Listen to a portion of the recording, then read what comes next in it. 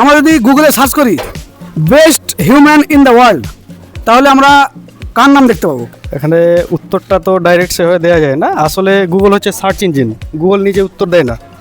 তবে আমরা বিভিন্ন ওয়েবসাইটে দেখতে পাবো আনসার আসছে হজরত মোহাম্মদ সাল্লাল্লাহু আলাইহি সাল্লামের নাম, এবং এক বিখ্যাত ব্রিটিশ লেখক মাইকেল এইচ হার্ট তার গবেষণার মাধ্যমে তিনি 100 জন বিখ্যাত মনীষীর নাম প্রকাশ করেছেন।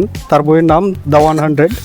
সেই বইয়ে তিনি প্রথম মানুষ হিসাবে হজরত মোহাম্মদ সাল্লাল্লাহু আলাইহি সাল্লামের নামকে রেখেছেন, এবং তার বইয়ের মোকাবেলাতে যে দ্বিতীয় কেউ বই লিখেছে প্রথম নাম শেষ নবীর আসাতে যে কারো অবজেকশন আছে, এরকম কেউ অবজেকশন দেয়নি।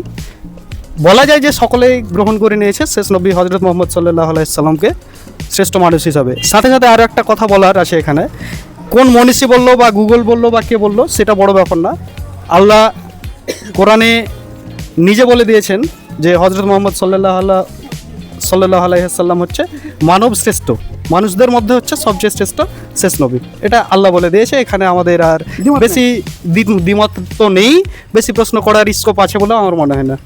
আপনাকে অসংখ্য ধন্যবাদ এত বিস্তারিত ডিটেলসে একদম এই কোয়েশ্চেনের অ্যান্সারটা দেওয়ার জন্য। আপনাকে অসংখ্য ধন্যবাদ। আপনাকেও ধন্যবাদ, ভালো থাকবেন, সুস্থ থাকবেন। Thank you. আসসালামু আলাইকুম।